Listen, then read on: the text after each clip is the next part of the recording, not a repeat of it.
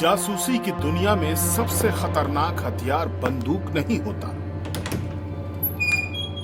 सबसे खतरनाक हथियार होता है एक झूठा नाम, एक झूठी पहचान, जो आपको दुश्मन के बीच जिंदा रखती है। और कभी-कभी उसी झूठ की कीमत होती है अपनी असली जिंदगी।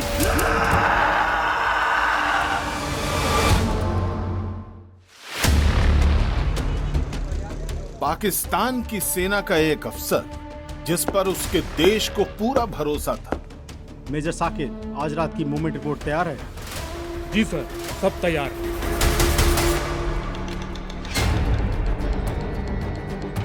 लेकिन उन्हें नहीं पता था कि उनकी ही सेना के बीच भारत की आंखें, भारत के कान और भारत का सबसे खतरनाक जासूस मौजूद है।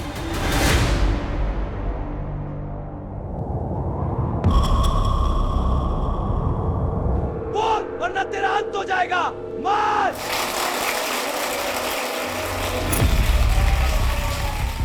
ये लड़का था राजस्थान के श्री गंगानगर का रहने वाला। नाम रविंद्र कौशिक, उम्र 23 साल और शौक अभिनय। दरअसल उस रोज दर्शकों में बैठे थे कुछ ऐसे लोग जो तालियां बिल्कुल नहीं बजा रहे थे। वो उस अभिनय को देखकर नोट्स लिख रहे थे। और यहाँ से शुरू होती है एक वो कहानी जो 26 साल तक एक राज रहने वाली थी। उस लड़के के अभिनय ने उसे दुनिया के सबसे खतरनाक रोल के लिए चुन लिया था। अगर तुम ये मिशन लेते हो तो तुम्हें अपना नाम, परबान, धर्म पर सब छोड़ना होगा। अगर मैं मना कर दूं तो तुम अपनी जिंदगी जीते रहोगे, लेकिन अगर हाँ कहा तो इतिहास बन जाओगे। देश के लिए इतिहास बनना बुरा सौदा नहीं है।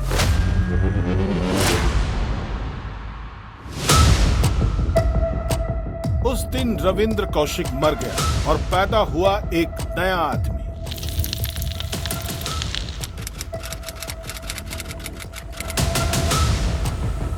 ये कहानी किसी फिल्म की नहीं, ये कहानी है एक भारतीय जासूस की, जो पाकिस्तान की सेना में घुसा और इतने ऊंचा पहुंचा कि दुश्मन देश को भनक तक नहीं लगी।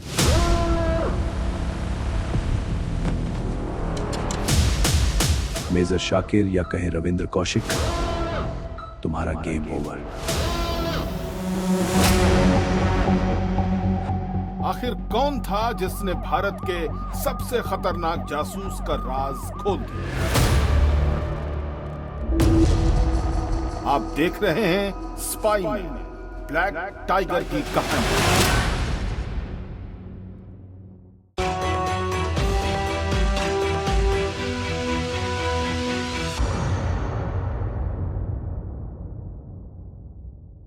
यह कहानी सच्ची घटनाओं और पात्रों पर आधारित है, लेकिन कार्यक्रम को रोचक बनाने के लिए कहीं-कहीं काल्पनिकता का सहारा लिया गया है।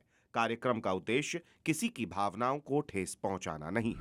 ये कहानी है पाकिस्तानी सेना के एक मेजर की, उसके सीने में दफन एक राज की और एक विशाल देश की, जिसने अपने ही जासूस को पहचानने से इनकार कर दिया। 1975 भारत और पाकिस्तान के बीच 1971 की जंग का जख्म अभी भरा नहीं था। पाकिस्तान बदले की आग में जल रहा था। रॉकी एक ऐसे आदमी की तलाश पूरी हो चुकी थी जो दुश्मन की सेना के अंदर जा सके, उनकी फाइलें पढ़ सके, उनके अफसरों से दोस्ती कर सके और भारत को एक कदम आगे रख सके। वो आदमी मिल चुका था।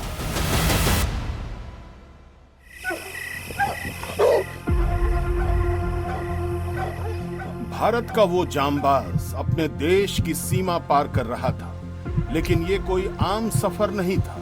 ये सफर था अपनी पहचान, अपना घर और अपनी पूरी जिंदगी पीछे छोड़ने का।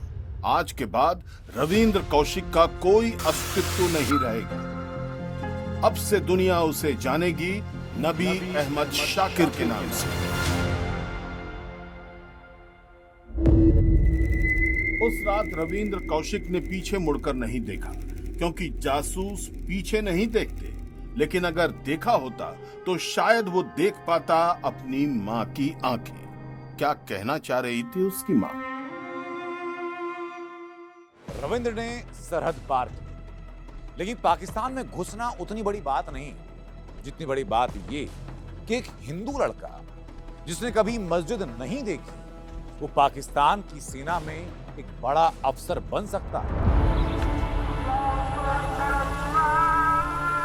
पाकिस्तान में घुसते ही रविंद्र कौशिक ने अपना पहला कदम बेहद सावधानी से रखा। सीधे सेना में घुसना शक पैदा कर सकता था, इसलिए पहले उसने बनाया एक नई जिंदगी का आधार, कराची यूनिवर्सिटी।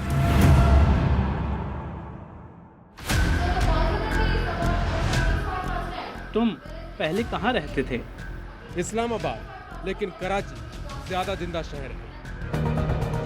हर सवाल का जवाब, हर छोटी सी जानकारी नबी अहमद शाकिर के दिमाग में पहले से तैयार थी। एक गलत शब्द, एक गलत लहजा और सब खत्म हो सकता था।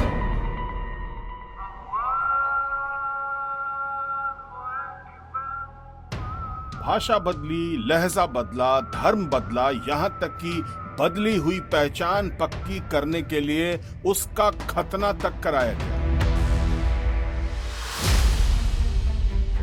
असली मिशन अब शुरू हो चुका था।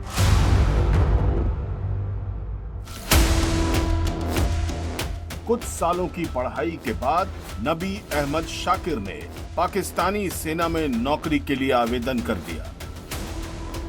तुम सेना में क्यों आना चाहते हो? अपने मुल्क की सेवा करने के लिए।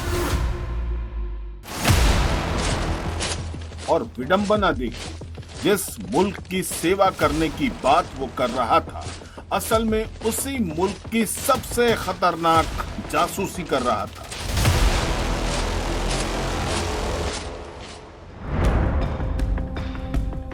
(1979) पाकिस्तानी सेना के सैन्य लेखा विभाग में उसे एक मामूली क्लर्क की नौकरी मिली।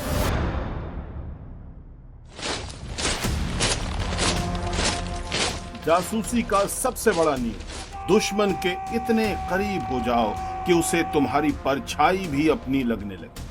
नबी अहमद शाकिर की पाकिस्तानी सेना में शुरुआत भले ही एक क्लर्क के रूप में हुई, लेकिन अपनी काबिलियत से जल्द ही वो अधिकारियों की आंखों का तारा बन गया। हुनर और होशियारी इतनी थी कि जल्दी ही तू कहने वाले लोग उन्हें आप कहना शुरू कर चुके थे। नबी की आंखों से गुजरती थी पाक आर्मी की सबसे गोपनीय फाइल। ये वो जगह थी जहां से पाकिस्तानी सेना की हर हरकत का पता चलता था। कौन सी यूनिट कहां तैनात है, कौन से हथियार कहां जा रहे हैं, कौन से ट्रेन रूट पर सैनिक आवाजाही है। इनके अलावा राजस्थान बॉर्डर पर होने वाली घुसपैठ हो या पंजाब में आतंकवाद फैलाने की साजिश, अदृश्य स्याही से नबी के लिखे पत्रों के जरिए दुश्मन की हर चाल की जानकारी भारत पहुंच रही थी, और वो सीधे सीधे नहीं, दुबई और कुवैत के पते से होते हुए।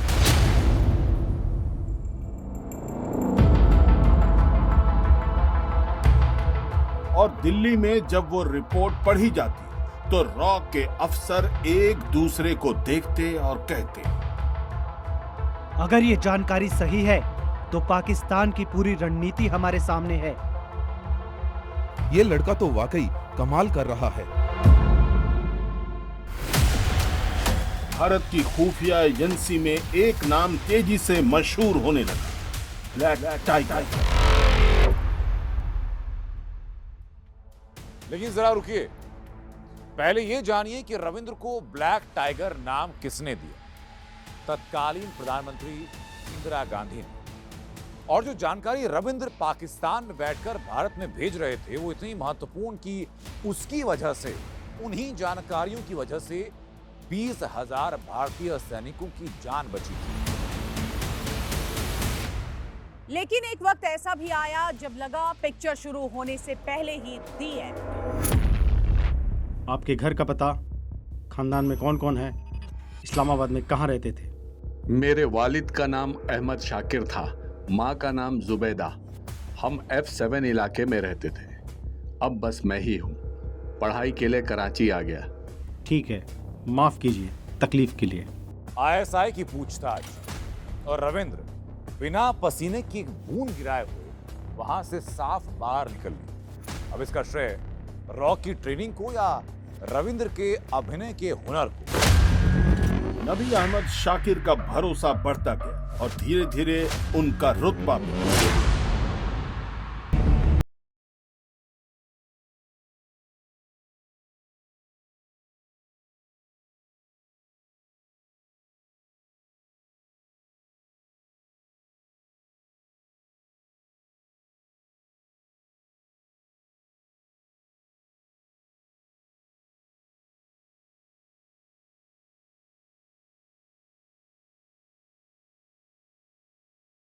क्या रविंद्र उस खतरे से बच पाएंगे? 1979 से 1983 के बीच भेजी गई जानकारियों ने भारत को कई बार पाकिस्तान से एक कदम आगे रखा, लेकिन फिर अचानक सब कुछ बदल गया। कई महीनों से ब्लैक टाइगर की कोई खबर नहीं है। हमें किसी को पाकिस्तान भेजना होगा उससे संपर्क करने के लिए। भारत में रॉ ऑफिसर्स को सबसे बड़ी आशंका यही थी कि कहीं ब्लैक टाइगर कॉम्प्रोमाइज तो नहीं हो गया, अपना मिशन भूलकर दुश्मन से तो नहीं मिल गया। रॉ ने एक और एजेंट को पाकिस्तान भेजा, नाम इनायत मसीह। मिशन ब्लैक टाइगर से संपर्क करना, लेकिन रॉ अफसरों का ये एक्शन पूरे मिशन को खतरे में डालने वाला था।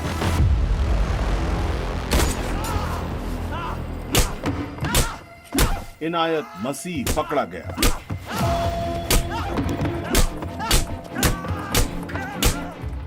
ये रॉ की सबसे बड़ी गलतियों में से एक साबित हुआ। इनायत मसीह को जो काम सौंपा गया उसके लिए उसका अनुभव बहुत छोटा था।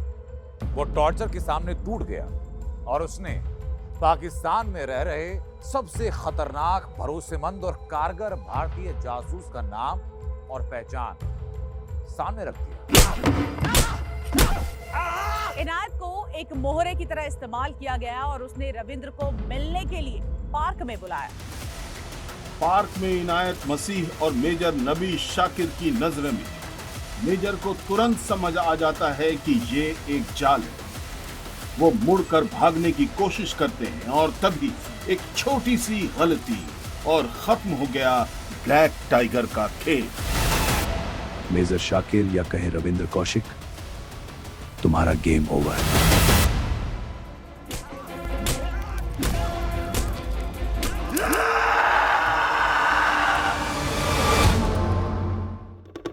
अब यह राज फाश हो चुका है कि तुम एक भारतीय जासूस हो, लेकिन मिशन के सीक्रेट्स बता दो तो जिंदा रह सकते हो।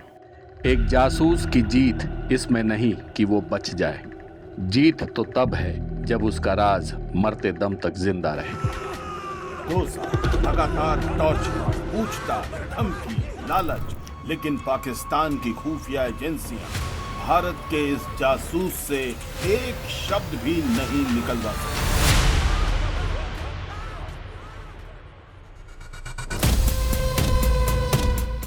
रविंद्र कौशिक, आपको पाकिस्तान के खिलाफ जासूसी के जुर्म में सजाए मौत दी जाती है।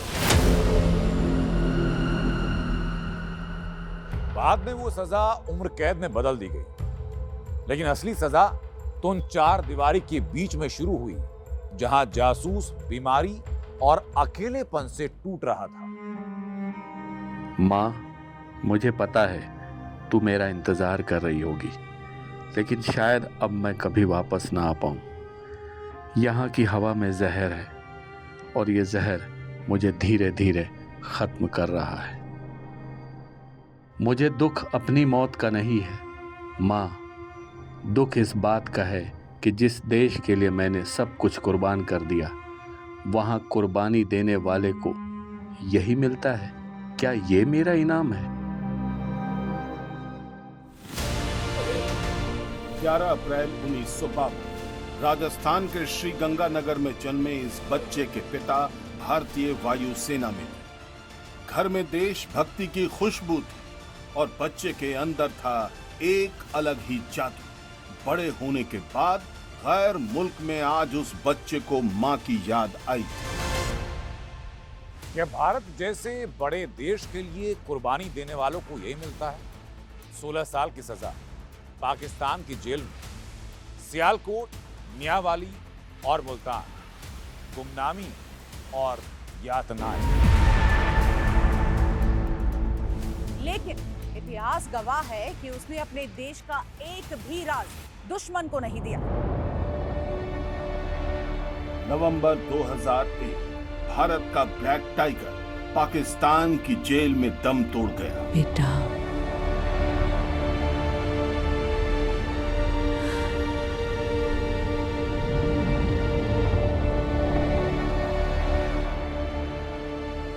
नवंबर 2001 दिल का दौरा पड़ने, सही इलाज न मिलने से ब्लैक टाइगर की खामोश मौत हुई। उन्हें वतन की मिट्टी भी नसीब नहीं हुई। दुश्मन के मुल्क में गुमनामी के अंधेरे में उन्हें दफना दिया गया।